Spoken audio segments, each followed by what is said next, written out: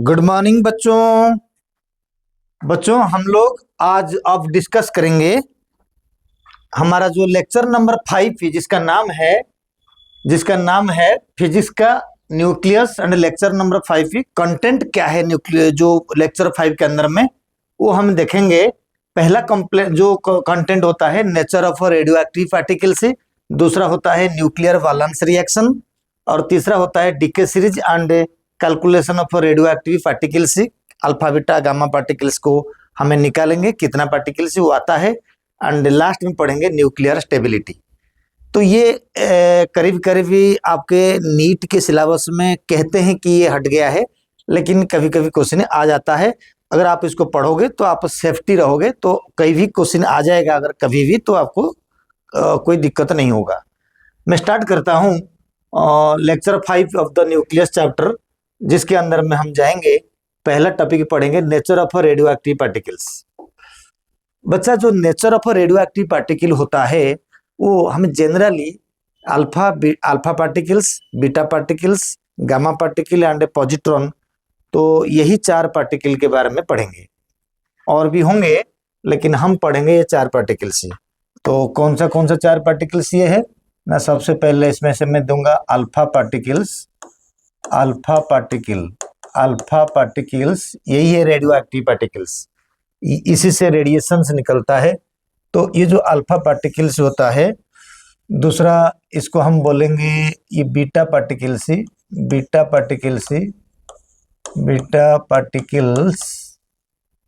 और क्या होता है तीसरा में alpha particle, beta particle, gamma particles के बारे में रहेगा, गामा पार्टिकल्स ही। और क्या बोलते हैं इसके अंदर में लास्ट में रखेंगे पॉजिट्रॉन।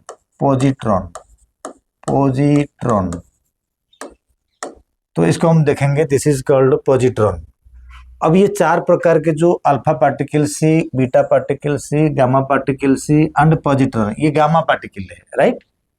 गामा पार्टिकल बेटा, ये जो पहला पॉइंट हम देखेंगे, जो अल्फा पार्टिकल होता है उसका सिंबल और उसके चार्ज एंड मास जरूर देखेंगे।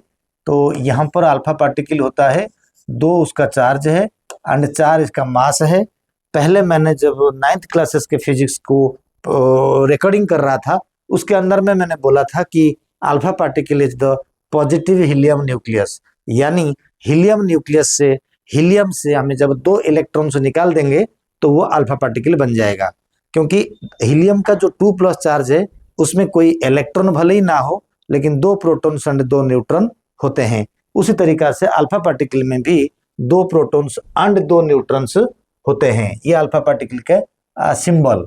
बीटा पार्टिकल का सिंबल जो होता है ना, बीटा पार्टिकल के charge -1 0 and this is nothing but the electron. ये इलेक्ट्रॉन ही होता है बीटा पार्टिकल। गामा पार्टिकल में कोई चार्ज नहीं होता। पॉजिट्रॉन वाला जो पार्टिकल होता है ये बीटा पार्टिकल तो है, बट इसको कहते हैं टेक्निकली पॉजिटिव इलेक्ट्रॉन। तो इनके कुछ कैरेक्टरिस्टिक्स हमें पढ़ेंगे। इनके मेनली 3-4 कैरेक्टर हम पढ़ेंगे, जिसमें हमारी कवर अप हो जाएगा। तो क्या क्या 3-4 कैरेक्टर। सबसे पहले ना, अल्फा पार्टिकल के चार्ज सबसे ज्यादा होने के वजह से अल्फा पार्टिकल का आयोनाइजेशन पावर मैक्सिमम होता है।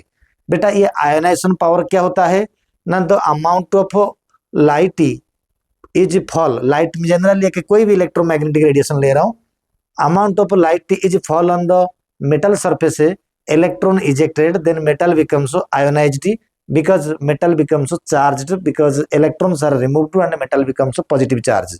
तो यही वाली आयोनाइजेशन इफेक्ट होता है। यानी इसके पास है IP, मतलब आयोनाइजेशन पावर जो होता है मैक्सिमम।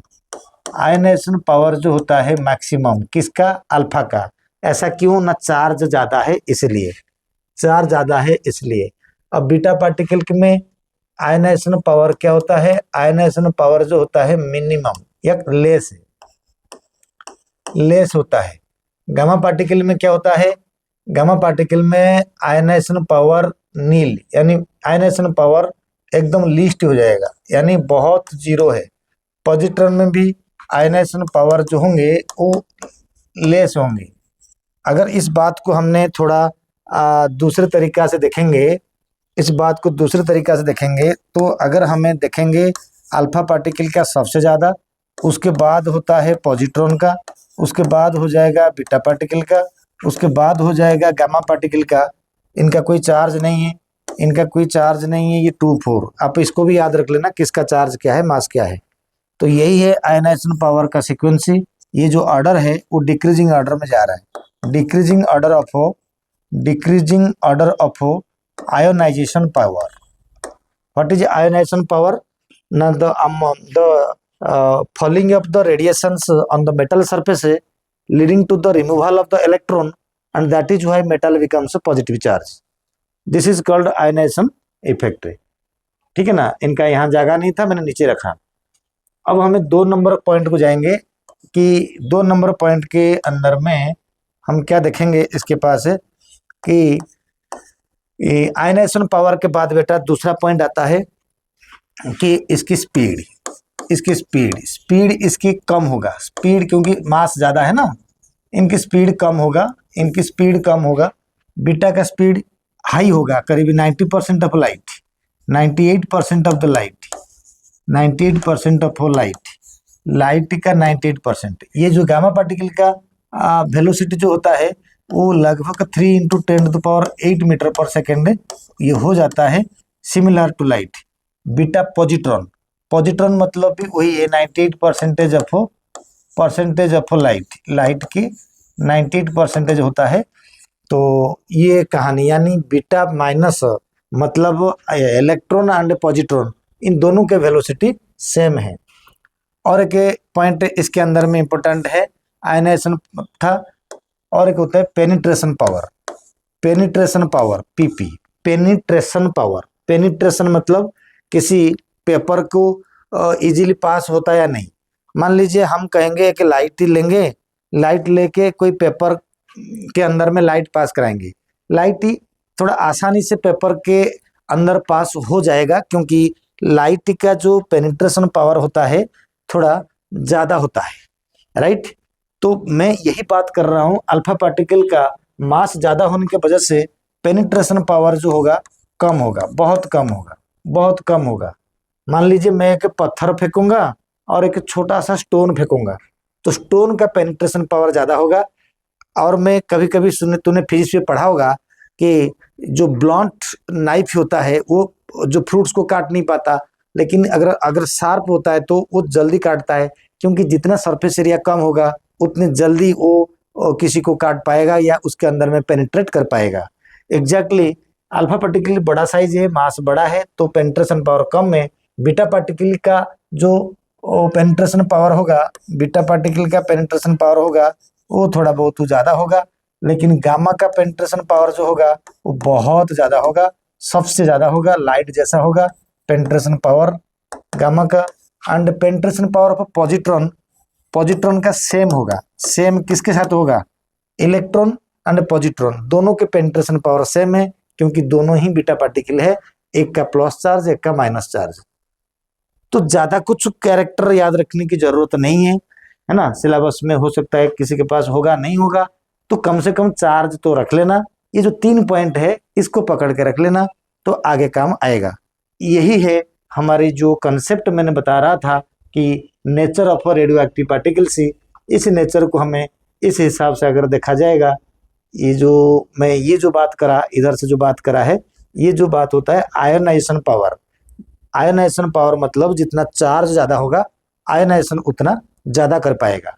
बाकी जो तीनों पॉइंट इधर से लिखा गया है, ये तो लाइट जैसा कैरेक्टर आएगा, स्पीड भी, एंड इसकी आयोनाइजेशन पावर जो है वो बहुत कम है, पेनिट्रेशन पावर मगर बहुत ज़्यादा है।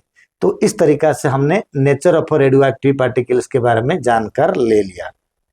चलिए अभी दूसरा टॉपिक के पास चलते हैं, न्यूक्लियर बैलेंस रिएक्शन। ये एक अच्छा खासा टॉपिक है, क्वेश्चन इसमें से आता है। मैंने क्वेश्चंस लिया नहीं, मैंने रैंडमली पहले बेटा ये चैप्टर जो है केमिस्ट्री के अंदर में था, जिसका नाम था न्यूक्लियर केमिस्ट्री। फिर 10-12 साल पहले ये न्यूक्लियर केमिस्ट्री से ये टॉपिक हट गया है, तो अभी ये फिजिक्स में है, तो फिर हमने उसको डिस्कस कर लेते हैं। न्यूक्लियर बैलेंस रिएक्शन को पढ़ने से पहले वो चार्ज फार्ज के बारे में पता होना पड़ेगा, जो चार्ज के बारे में बताना पड़ेगा, मैं रिपीट कर देता हूँ। ये होता है अल्फा पार्टिकल 2 4, ये होता है बीटा पार्टिकल -1 0, ये होता है पॉजिट्रॉन +1 0, एंड ये होता है गामा पार्टिकल 0 एंड 0। कोई चार्ज नहीं है, कोई मास नहीं है।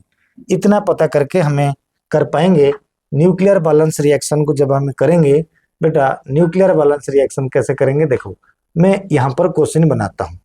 क्वेश्चन मेरा कैसा रहेगा, देखो सबसे पहले मैंने सपोज बनाया 92 यूरेनियम 238।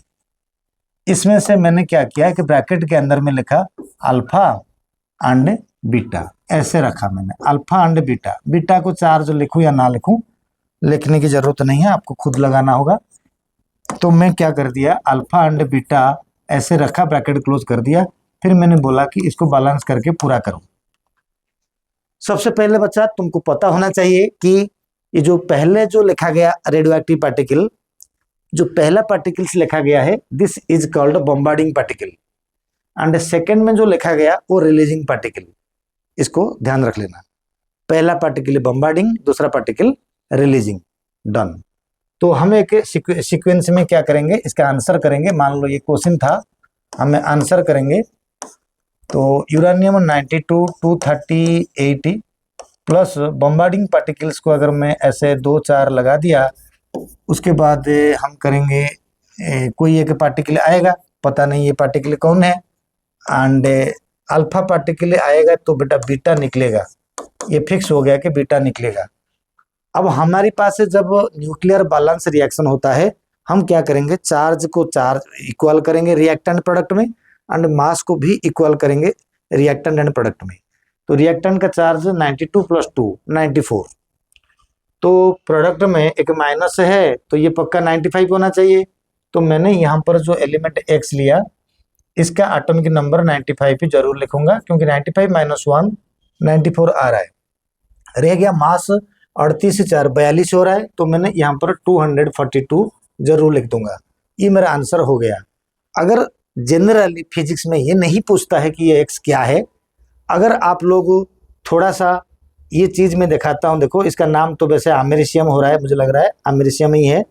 देखो पीरियडिक टेबल देख लो, पीरियडिक टेबल में अमेरिशियम का जगह कहाँ पर, देखो 95, ये अमेरिशियम है, राइट। अमेरिशियम, ये जो actinium, thorium, protactinium, uranium, neptunium, plutonium, americium and curium, berkelium, californium, einsteinium, fermium, mendelevium, nobelium and lawrencium, जैसे ये जो 14 एलिमेंट है, इन 14 एलिमेंट को थोड़ा बहुत तो अगर याद रख लोगे तो आपका कहानी और बेहतर हो जाएगा। नहीं रखोगे कोई मतलब दिक्कत नहीं होगा। बस यही कहना था मुझे कि अमेरिशियम हमारे पास आ गया, तो अभी हमें एक्स का नाम अमेरिशियम लिख सकते हैं। यानी यहाँ जो एक्स का बात आया, X equal to americium. Americium 95 & 242 है। इसको हमें इस जगह के लिए पुट कर सकते हैं। पहला क्वेश्चन गया। दूसरा क्वेश्चन से जब हम करेंगे, इस तरीका से पहला क्वेश्चन दिया। दूसरा क्वेश्चन आसान तरीका से होता है। मान लीजिए तुम्हारे पास है थोरियम 90 232, कोई बात नहीं। सपोज बॉम्बार्डिंग किया गया, बॉम्बार्डिंग किया गया है, आपके पास से बॉम्बार्डमेंट किया गया है, पॉजिट्रॉन बॉम्बार्डेड कर दिया गया। क्या कर दिया गया, पॉजिट्रॉन बॉम्बार्डेड कर दिया गया। तो एक नया एलिमेंट निकला, पता नहीं वो क्या है। इसके साथ है मैंने मान लूंगा कि चलो एक भाई बीटा पार्टिकल से निकला, बीटा पार्टिकल निकला, तो कैसे बैलेंस करेंगे, ये कौन है। तो कोई बात नहीं, हम इन दोनों को ऐड करेंगे। नीचे वाला 90 + 1 91, इधर से -1 है, तो मैंने इसको 92 लूंगा, राइट, क्योंकि ये -1 है ना, ये 92 हो जाएगा। तो ये 92 होगा, तो प्रोडक्ट में 32 कुछ नहीं है, तो ये भी 232। बेटा मास नंबर से कोई मतलब नहीं है। जब एटॉमिक नंबर 92 आता है तो पक्का ये यूरेनियम है, पक्का ये नाम है यूरेनियम। 92 232 हो जाएगा, यानी इसका नाम यूरेनियम जरूर होगा। तो पता चल जाएगा। अगर नहीं पता है तो एक्स कम से कम जरूरी है। मैं दूसरा क्वेश्चन से बनाता हूँ। तीसरा क्वेश्चन से सपोज मैंने यहाँ पर ले लूंगा प्रोटेक्टोनियम PA 91 236। सपोज अगर यहाँ पर मैंने कुछ बॉम्बार्डेड कराया, मुझे पता नहीं, कुछ बॉम्बार्डेड कराया मुझे पता नहीं, लेकिन यहाँ पर जो दोनों आया है, सपोज इधर से यूरेनियम आ गया 230 236 से आया मान लो, प्लस प्लस कुछ एक बीटा पार्टिकल नहीं, सपोज एक न्यूट्रॉन निकला। मैंने बोला नहीं होगा न्यूट्रॉन के बारे में पहले, इधर देखो न्यूट्रॉन का चार्ज नहीं है मगर एक मास है। तो बेटा फिर इसको कैसे सेट करेंगे ना, हमें ऐसा सेट करेंगे ना जिसका चार्ज चार्ज हमको एक चाहिए बैलेंसिंग करने के लिए। 92 इस तरफ हो रहा है, उस तरफ 91 है, तो मुझे एक तो चार्ज लेना है। तो जो एक चार्ज लेना होगा इस आंसर के लिए, तो मान लीजिए ये तो मेरा क्वेश्चन है, इसके आंसर जब मैं करूंगा तो मैंने कर दिया प्रोटैक्टोनियम। 91 के बाद 236 प्लस ये क्या होगा, ताकि ये बन गया यूरानियम 92, 236 प्लस न्यूट्रॉन में बन गया 01, यही बना। इसको मैंने रिपीट करा। अब ये क्या हो सकता है, 91 92, तो एक है, कोई एक होगा जिसका एटॉमिक नंबर 1 होगा। 1 मतलब पॉजिट्रॉन है, चलिए 1 ये है। अगर 1 तो है लेकिन ये 36 है, ये भी 36 है, लेकिन ये 37 है। बट देखो बहुत बड़ी बात है, यहाँ पर एक हाइड्रोजन को बम्बार्डेड करना पड़ेगा। देख लो क्या होता है, हमको चार्ज भी एक चाहिए, हमको मास भी एक चाहिए, तो हमको फोर्सफुली एक हाइड्रोजन लेना पड़ा। इसको हमें प्रोटॉन बोल सकते हैं, एक तरीका से प्रोटॉन बोल सकते हैं, लेकिन इसमें हाइड्रोजन का मतलब एक इलेक्ट्रॉन भी है, एक प्रोटॉन भी है। एक इलेक्ट्रॉन है, एक प्रोटॉन है, तो ये H को हमें ऐड करना पड़ा। अगर खाली प्रोटॉन कहूंगा तो फिर नहीं बन पाएगा, प्रोटॉन एक होगा, न्यूट्रॉन एक होगा, तो फिर वो ड्यूटेरियम बन जाएगा। तो मैंने यही 1H1 को ले सकता हूं। तो इसी तरीका से हमें न्यूक्लियर बैलेंसिंग रिएक्शन करते हैं, कोई बड़ी महाभारत नहीं है। जैसे मैंने कभी सिलेक्ट करके पढ़ा नहीं रहा हूं, मैं रैंडमली बताया कि कैसे कैसे होता है। जब भी क्वेश्चन देखोगे, जिस तरीका से मैंने करा अल्फा बीटा पार्टिकल से, उसी तरीका के ही क्वेश्चंस बनेगा। That's it. अब इस तरीका से हम थोड़ा पीछे जाएंगे, हमें और क्या क्या पढ़ के आए हैं। हमने नेचर पढ़ा दिया, न्यूक्लियर रिएक्शंस, बैलेंस रिएक्शन पढ़ा दिया। अब हमें डीके सीरीज के पास चलते हैं। बच्चा जो डीके सीरीज होगा ये बहुत फेमस रिएक्शंस होगा। इसमें से कुछ रिएक्शन पहले से मैंने लिख के रखा, यही होगा हमारा डीके सीरीज के बारे में है। तो जो डीके सीरीज यहाँ बनाया गया है, decay series and alpha beta gamma particle का काउंटिंग, ये मेजर टॉपिक है इस वीडियो का। तो ये जो डीके सीरीज 4 प्रकार के होते हैं। क्या क्या 4 प्रकार के होते हैं, मैं इस टॉपिक को थोड़ा सा यहीं से रख दिया आपके कोने में, कहीं लिया नहीं। देखो बेटा क्या होता है, डीके सीरीज 4 प्रकार का होता है। आपके सामने में 4 डीके सीरीज रखा हुआ है, चारों का नाम मैं बताऊंगा। तो सबसे पहले हमारा एक नंबर, मैंने एक एक करके सॉल्व करूंगा, पार्टिकल निकालूंगा, जो भी पूछना चाहिए सब इसके अंदर में होगा। मैंने इनको सॉल्व करके आपके सामने में दिखाऊंगा। देखो बेटे पहला एक नंबर में क्या है, ये एक नंबर में है थोरियम से लेके, थोरियम 90 एंड 232 से लेके एलिमेंट बनना पीबी 82 एंड 208 है पहला सीरीज। थोड़ा सा आप लोगों को मैं बता देता हूं कि जो 4 सीरीज में से जो नाम शुरुआत हो रहा है थोरियम, इस सीरीज का नाम थोरियम सीरीज, इसका नाम नेपच्यूनियम सीरीज, इसका नाम यूरानियम सीरीज। बट चौथा का नाम यूरानियम सीरीज नहीं है, इसका नाम एक्टिनम सीरीज है। इनका नाम एक्टिनम सीरीज है, इसका नाम थोरियम सीरीज था, यानी मैंने कहता हूँ टीए से। इसका नाम नेपच्यूनियम सीरीज, इसका नाम यूरानियम सीरीज, इसका नाम एक्टिनम series. Why called actinum? Because the series starting element is uranium. It is called actinum series because ये सीरीज जो है जब डिस्कवर हुआ, जस्ट एक्टिनम डिस्कवर के बाद हुआ, तब साइंटिस्ट लोगों ने रख दिया कि इसका नाम एक्टिनम सीरीज, क्योंकि यूरेनियम ऑलरेडी डिस्कवर्ड है, किसी सीरीज में है। That's it. 35 वाला, 38 वाला तो यूरेनियम सीरीज है, 35 वाला जो है एक्टिनम सीरीज है। चलिए सबसे पहले मैंने पहला नाम लिया, इस सीरीज कौन सा सीरीज है ना, थोरियम सीरीज। ये डन है, सीरीज मैंने बता दिया। इस सीरीज को सबसे पहले पता कैसे करते हैं कि ये कैसा सीरीज है। बेटा सीरीज 4 प्रकार के हैं, thorium, neptunium, uranium and actinium series. जो 4 प्रकार का है उसको हमें ऐसे बोलते हैं 4n + k सीरीज। अगर वो n या जो मोलर मास जो है अगर 4 में डिवाइड हो गया, 4 में डिवाइड होने के बाद रिमाइंडर अगर 0 बचा तो समझ लो के का वैल्यू 0 है और कुछ खास मतलब नहीं है। तो मैं एक काम करूंगा, अभी माइनस तो बाद में करूंगा, पहले मैं क्या करूंगा ना, 232/4। बेटा 232/4 क्या होता है ना, 4 5 जा 20, राइट।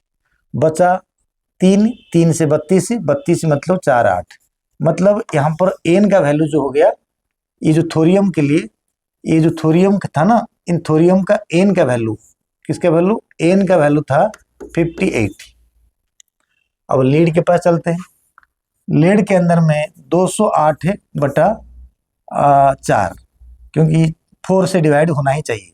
4 5 जा 20, 20 अब 8 है यानी 4 दूने, अब ये हो गया 52। तो इसकी जो एन का वैल्यू जो हो जाएगा वो 52, इसकी एन का वैल्यू 58, यानी ये सीरीज जो थोरियम सीरीज है उसका एन का वैल्यू 58 से लेके 52 है।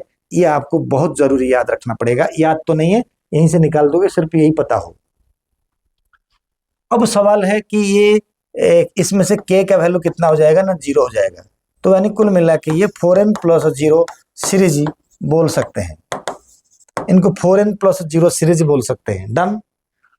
अब सवाल, बड़ी बात आ गया कि how to find alpha beta particles from this series. What is this series?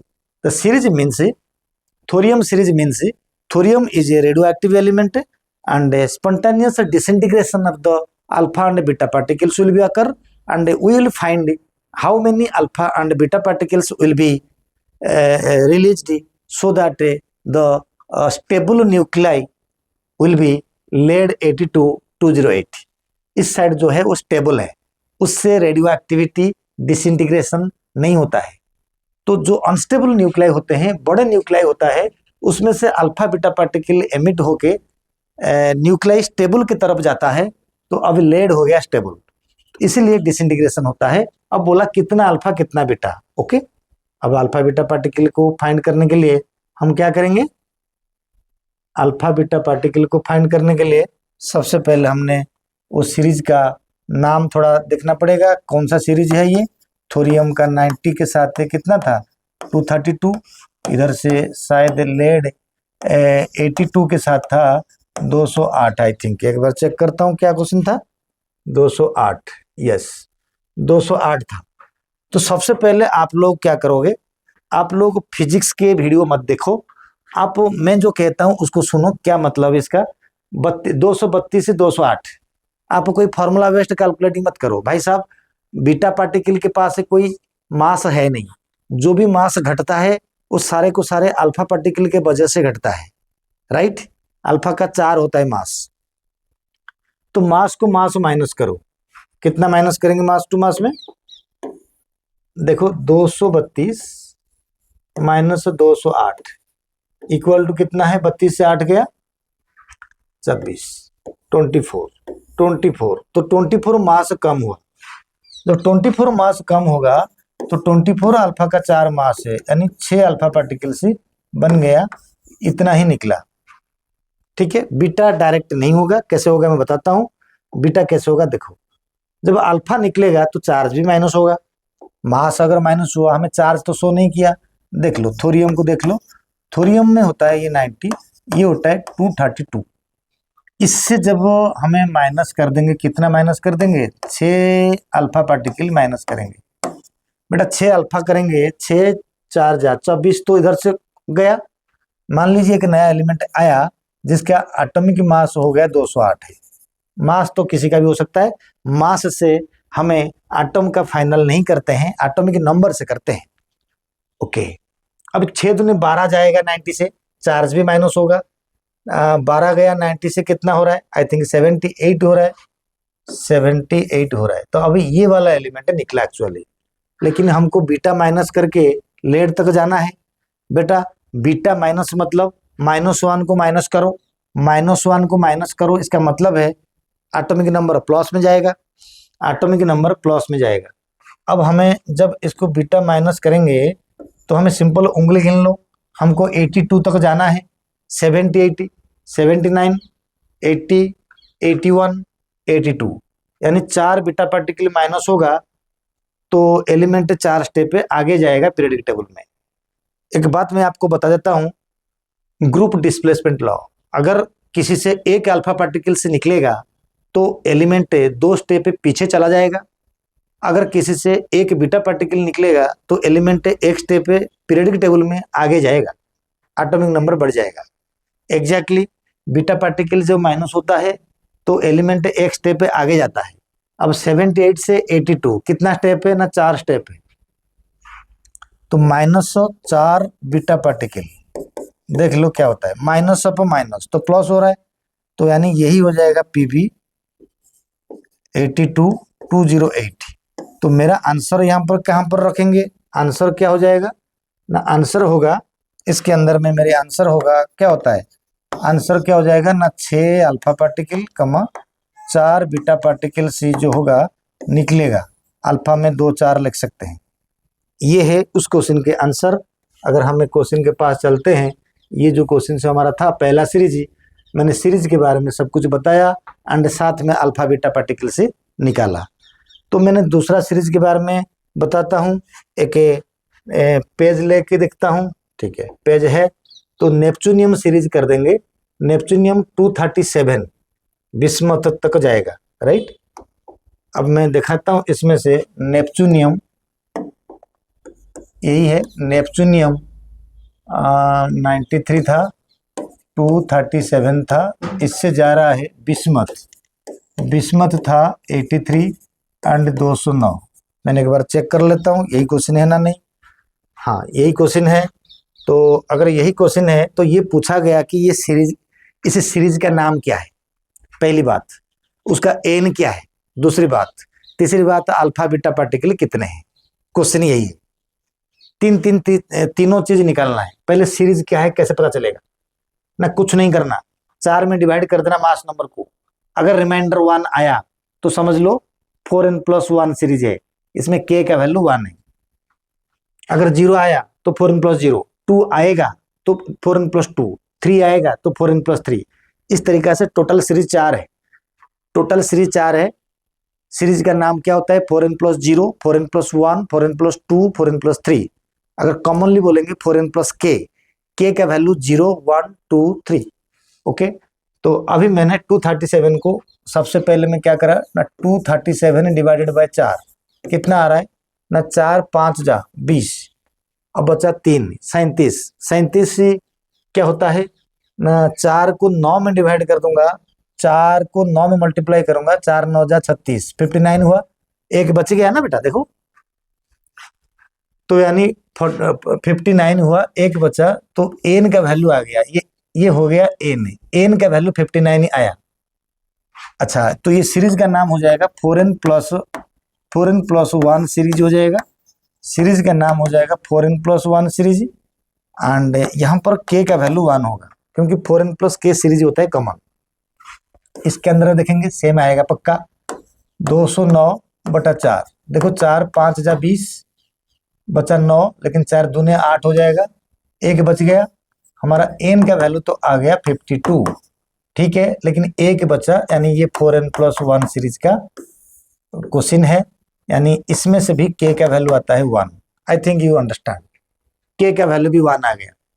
मैं क्या कर रहा हूँ, मैं 4 में डिवाइड कर रहा हूँ, रिमाइंडर अगर 1 आएगा तो 4n+1, दैट्स इट, रिमाइंडर 1 आ रहा है, k जितना आएगा k का वैल्यू उतना ही है। ओके, बिस्मत हुआ, लेकिन अब मैंने सीरीज बता दिया, एन का वैल्यू बता दिया, यानी एन 59 से लेके एन 52 तक जा रहा है। दूसरा क्या करूंगा, अल्फा बीटा निकालूंगा। अब अल्फा बीटा निकालने के लिए क्या करूंगा ना, अल्फा बीटा निकालने के लिए मैंने अगर इसको थोड़ा छोटा करके यहीं रखूंगा क्योंकि सामने में क्वेश्चन रहना चाहिए। जब अल्फा बीटा रहेगा ना, सबसे पहले मैंने 237 - 209 divided by 4 equal to alpha. अब देख लो कैसे होगा अल्फा ना, 37 से 9 गया, कितना जाएगा, 37 से 7 गया तो आ जाएगा 30, और 2 गया तो आ जाएगा 28, यानी बचा 28/4 इक्वल टू 7 अल्फा पार्टिकल बना। बेटा 7 अल्फा पार्टिकल जब जाएगा, जरा इधर देखो, नेपच्यूनियम 93 के साथ है बच रहा है 237। अब फिजिक्स तरीका से ये काउंटिंग फाउंटिंग जेड फेड लगा के मत करो। देखो मैं कैसे कर रहा हूँ, मैंने सिंपल मास नंबर को मास नंबर से माइनस कर देता हूँ, बड़े से छोटे को, जितना आएगा 4 डिवाइड कर दिया, कितना बना, वो अल्फा पार्टिकल आ गया। तो अल्फा जब माइनस हुआ तो वो चार्ज भी माइनस हुआ होगा, तो मैं अभी माइनस करके दिखा रहा हूँ कैसे ना। 7 alpha particle, 7 alpha particle minus हुआ, तो 7 4 जा 28, तो मास माइनस हुआ था, लेकिन 14 माइनस चार्ज भी हुआ है। तो जो एलिमेंट सपोज एक्स आया, उसका मास तो पक्का 209 है, क्योंकि मास तो ठीक ठाक है, चार्ज 14 माइनस करके 93 से 14 गया, 93 से 14 अगर जाएगा, 13 से 4 गया, 13 से 4 गया 9, ये 8 से 1 गया, 8 से 1 गया 7, 79। तो यहाँ पर ये बात आएगा 79, ध्यान दो 79 आया। अब 79 से बिस्मत कितना दूर है, 80, 80, 81, 82, 83, 4 बीटा इसमें भी है। तो यहाँ से जब हम बीटा पार्टिकल और निकालेंगे, 4 बीटा पार्टिकल निकाल देंगे, तो ये बन जाएगा बिस्मथ BI 83 209, ये आ जाएगा। यानी कुल मिला के हमारा आंसर कितना हुआ ना, 7 alpha particle and 4 beta particle से हमारा निकला है। यानी इस टॉपिक के अंदर में सारे हमने बता दिया, सीरीज भी बताया, एन वैल्यू बताया, अल्फा पार्टिकल बताया। I think you understand. अगर हमने दूसरा सीरीज के बाद जाते हैं, एक बार यूरानियम सीरीज की कर देता हूँ, सेम तरीका से मैं लास्ट भी कर देता हूँ, आप लोग 3 नंबर को करना। मैंने ये वाला सीरीज करता हूँ लास्ट, एक्टिनम सीरीज।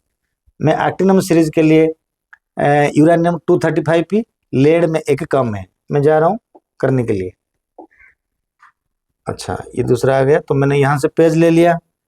तो इसका नाम क्या है ना, यूरानियम 92 235, राइट। ये जा कहाँ तक रहा है, ये जा रहा है शायद लेड 82 207। आई थिंक मैं एक बार चेक कर लूँ, हाँ ठीक है 35 पी। अब हमें क्या करेंगे, यहाँ तक आएंगे। देखो मुझे तो पता नहीं कौन सा सीरीज है, सपोज इसके लिए पता है ना, टोटल दुनिया में 4 सीरीज है। सबसे पहले सीरीज पता करने के लिए 4 में डिवाइड कर दो, अगर रिमाइंडर 1 बचा तो के वैल्यू 1 है, सीरीज 4n+1 सीरीज है। तो अभी मैंने वही कर रहा हूँ, किसी को भी डिवाइड कर दो, इसको भी करो या इसको भी करो। तो बेटा ये जो आएगा 235 बटा 4 करो, 4 5 जा 20, बचा 3, 3 बचा 35, 35 पे 4 में डिवाइड करेंगे तो क्या होगा, 4 8 जा 32, 3 बच रहा है, यानी 4 8 जा यानी 58 आ गया। यानी 58 आने के बाद 3 इसमें से बचा, मतलब बेटा एन का वैल्यू इसमें से कितना है 58, एंड के का वैल्यू इसमें से आ गया 3। यानी जो सीरीज कहते हैं ना 4n+k सीरीज, तो यही हो गया के का वैल्यू, यानी इसका एन का वैल्यू 58। इसमें भी 3 जरूर आएगा। देखो 207 बटा 4, 4 5 जा 20, अब 4 1 जा 4, 3 बच गया, इसमें भी 3 बच गया। तो यहाँ पर एन का वैल्यू 51, के का वैल्यू जो हो जाएगा यहाँ पर 3, तो के एंड 1 आ गया। यानी ये कुल मिला के ये जो प्रोसेस होता है 4n+3 सीरीज है, ये एक्टिनम सीरीज है, ठीक है। 4n+2 सीरीज आपके लिए मैंने दिया होमवर्क। अभी ये जो 4n+3 सीरीज हुआ, 4n+3 सीरीज हुआ इसके अंदर में, तो इसके number of alpha beta particle अभी फाइंड करके दिखा देते हैं। बड़े सिंपल है, मास को माइनस करो, 4 में डिवाइड करो, तो अल्फा पार्टिकल इक्वल टू कितना है ना, alpha particle equal to 235 minus 207 बटा 4, कितना होगा, 35 से 7 गया ना, 35 से 5 गया मान लो 30, फिर 2 चला गया तो 28 हुआ, इसमें से भी 28 हुआ, 235, ओके। 28 बटा 4 इक्वल टू 7 अल्फा पार्टिकल है, इसमें भी 7 अल्फा पार्टिकल है। अब अल्फा पार्टिकल को जब बीटा निकालेंगे तो सीक्वेंस करना पड़ेगा। तो uranium 92 235 minus 7 alpha particle, alpha में तो 28 गया लेकिन 14 माइनस हुआ, तो 92 से 92 से 14 माइनस होगा तो कितना होगा, एक से एलिमेंट होगा जिसका मास नंबर 207 फिक्स्ड है। अब 92 से 14 जाएगा, कितना होगा, 92 से 14 जाएगा, कहाँ लिखें ना, 92 से माइनस 14, 12 से 4 गया 8, 12 से 4 गया 8, 8 से 1 गया 7, यानी ये भी 78 है। तो इसमें से 78 बना, तो इनमें से हमें बीटा पार्टिकल माइनस करेंगे तो माइनस ऑफ माइनस मतलब आगे जाएगा। बेटा बीटा जब माइनस होता है ना, एटॉमिक नंबर बढ़ता है, तो बढ़ बढ़ के कहां पर जाएगा, हमको कितना रिक्वायरमेंट है, 82 तक जाइए। तो 78 से 82 कितना है, लगभग 4 है, -4 बीटा पार्टिकल जब माइनस कर देंगे हमारे पास बिस्मथ आ जाएगा। 83 था क्या, नहीं 82, 82 ठीक है, 82 में 207 ये आ जाएगा, ये बिस्मथ नहीं था ये, इसलिए क्या था ये, इसका नाम है 4 बीटा पार्टिकल माइनस करने के बाद ये आ जाएगा लेड 82 207। तो यानी हमें एक इंटरमीडिएट प्रोडक्ट बना जिसका 1 से 78 207 वाला हुआ। इस तरीका से alpha and beta particle simple है। क्या करोगे, दोबारा कहता हूँ, मास को मास माइनस कर दो, डिवाइडर बाय 4 हो गया अल्फा। अच्छा, अल्फा जितना हुआ उसके चार्ज कितना हुआ, काउंटिंग कर लो, मान लो 6 अल्फा हुआ या 7 अल्फा हुआ, तो 7 दूने 14, तो 14 चार्ज भी पेरेंट एलिमेंट से माइनस कर दो, वो एक इंटरमीडिएट बनेगा। तो वहां का जो चार्ज है, वहां से हमारा डेस्टिनेशन कितना चार्ज है गिन लो। अगर 78 है, हमको 82 चाहिए, 79 80 81 82, तो 4 बीटा पार्टिकल होगा, क्योंकि बीटा माइनस होने से एटॉमिक नंबर बढ़ता है। तो इस तरीका से मैंने बीटा निकाल दिया। ये तरीका ज्यादा अच्छा है, आपको IIT एडवांस के लिए काम आ जाएगा। अब फिजिक्स वाली फॉर्मूला यूज करके करोगे, लेट हो जाएगा। ओके, तो इस तरीका से हमारी मेन मुद्दा जो था टॉपिक का हो गया है। अब हमें नेक्स्ट टॉपिक के पास चलते हैं, nuclear stability. What is the stability, nuclear stable क्यों होता है ना बेटा, न्यूक्लियर स्टेबिलिटी होता क्या है ना, nuclear stability depends upon the neutron बटा प्रोटॉन रेशियो। जब 1 से 1.5 होता है तभी ये न्यूक्लियस ज्यादा स्टेबल होता है। व्हाट आई सेड, अगर किसी के न्यूट्रॉन बटा प्रोटॉन रेशियो 1 से 1.5 तक होता है तब वो nuclei becomes stable, so that no radiations will be removed, no radiations will be produced from this nuclei because nuclei is already stable. But what happened here, इधर जो बात होगा 1 से 1.5 तक होने से स्टेबल है, लेकिन अगर n/5 लेस देन 1 होगा तो क्या होगा, यानी अनस्टेबल है, अनस्टेबल जरूर है। तो अनस्टेबल होगा तो अल्फा बीटा पार्टिकल निकलेगा। तो अल्फा निकलता क्यों है, स्टेबल बनाने के लिए, न्यूक्लियाई को स्टेबल बनाने के लिए डिसइंटीग्रेशन होती है। तो n/p अगर लेस देन 1 होगा तो क्या निकलेगा इसमें से, देखो इसका मतलब क्लियर है कि p ज्यादा है, इसका मतलब क्लियर है कि प्रोटॉन ज्यादा है।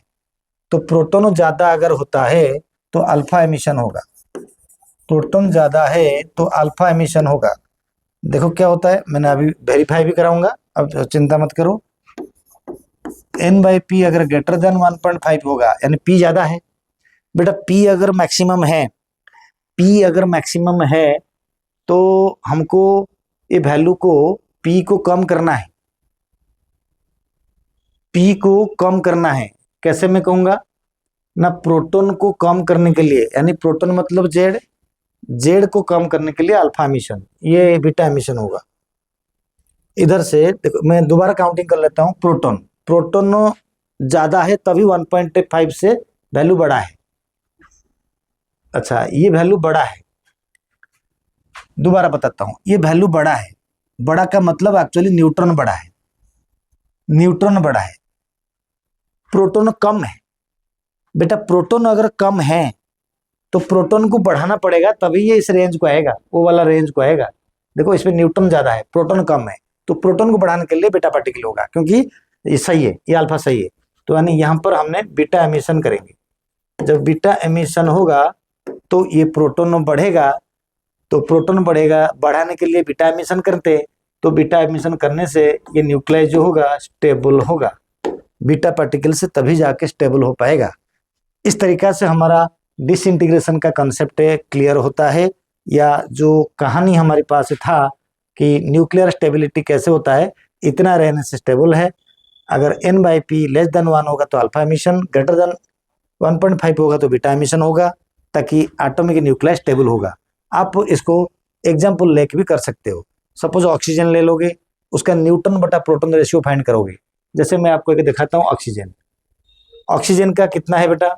ऑक्सीजन का 8 एंड 16 बेटा। 8 एंड 16 अगर होता है, इसमें न्यूटन बटा प्रोटॉन रेशियो जो होता है ये 1 होगा, बराबर है। तो 1 लगभग 1 से 1.5 अगर रेंज वैल्यू आता है तो भी ये स्टेबल है, राइट। लेकिन अगर इससे छोटा या 1.5 से बड़ा आएगा तो वो स्टेबल बिल्कुल नहीं होगा। स्टेबल नहीं होगा तो फिर इसमें से एमिशन होंगे। इस तरीका से कोई यूरेनियम को लेके देखो, बिल्कुल नहीं होगा। देखो मैं दिखाता हूँ आपको, यूरेनियम लेके दिखाता हूँ। अगर मैं आपको यूरेनियम ले लिया, यूरेनियम का 92 238 सपोज ले लिया, कोई बात नहीं। इसमें से प्रोटॉन कितने हैं? 92। इसमें न्यूट्रॉन कितने हैं? 238 माइनस 92। इसमें 8 से 2 गया 6, 3 तो 13 से 9 गया 4 एंड 1, 146 हो गया न्यूट्रॉन। बेटा जो न्यूट्रॉन 146 है तो फिर हमारे पास है एन बटा प्रोटॉन रेशियो कितना आ जाएगा? एन कितना है? 146 डिवाइडेड बाय 92। आप इसको काउंटिंग करो कितना आएगा। शायद इसमें से ग्रेटर देन 1.5 आ जाएगा। This value is greater than 1.5 आएगा। अगर ये ग्रेटर देन 1.5 के पास जा रहा है तो आप समझ लीजिए तो बीटा एमिशन होगा। बीटा एमिशन होके एटॉमिक नंबर बढ़ेगा एंड ग्रुप डिस्प्लेसमेंट होगा। एलिमेंट पीरियडिक टेबल में आगे आगे जाएंगे तो एक रेंज में फिर दोबारा आ जाएगा। इस रेंज में जब आ जाएगा तब वो न्यूक्लाइड स्टेबल हो जाएगा। अदरवाइज फिर क्या होगा? यूरेनियम को टूटना पड़ेगा in order to maintain stability. इस तरीका से आपका लेक्चर 5 खत्म हुआ। तो मैंने लेक्चर 4 थोड़ी देर पहले बनाया था, अब ये लेक्चर 5 हो गया। तो आप लोगों अगर ये वाला वीडियो देखोगे आपको कहीं और इस चीज़ की ज़रूरत नहीं पड़ेगा। तो आप देखते रहो ओडिशा वाला विद्यासागर के चैनल। जो भी सब्सक्राइब करके रखेगा उनको हम लोग बाद में वीडियो शेयर करेंगे। Thank you very much, all the best.